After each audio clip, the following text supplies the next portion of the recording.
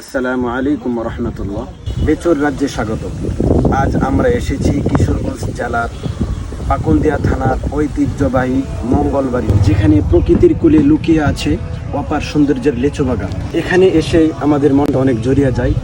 ঘাস ভর্তি টসটসে লাল লেচু, পাখির কিচিরমিচির আর গ্রামের নির্মল বাতাস সব মিলে এক অনন্য অভিজ্ঞতা।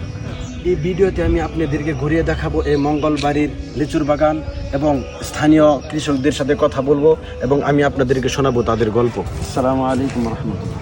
ভালো আছেন? আমরা কিশোরগঞ্জ সদর থেকে আসছি আপনাদের এই মঙ্গলবাড়ির লিচুর বাগানে ঘুরতে। হ্যাঁ, আপনাদের শ্রম দিচ্ছেন লিচুর পিছনে, আপনাদের এখান থেকে আপনারা কেমন উপকৃত হচ্ছেন একটু শোনাবেন। আসসালামু আলাইকুম।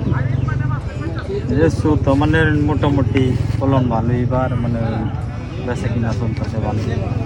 মঙ্গলবারের লেচু তো মানে অনেক শোনা, জি, খাইতেও ভালো, মানে দেখতেও ভালোই দেয়।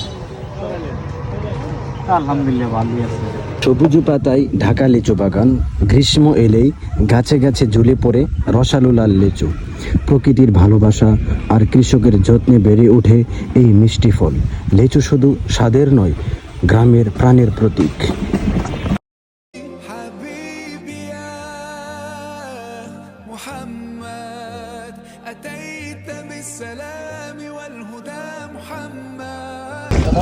ভিডিওটি লাইক, শেয়ার এবং সাবস্ক্রাইব করতে ভুলবেন না। আর অবশ্যই ভিডিওটি আপনাদের কেমন লেগেছে তা কমেন্টে জানাতে ভুলবেন না।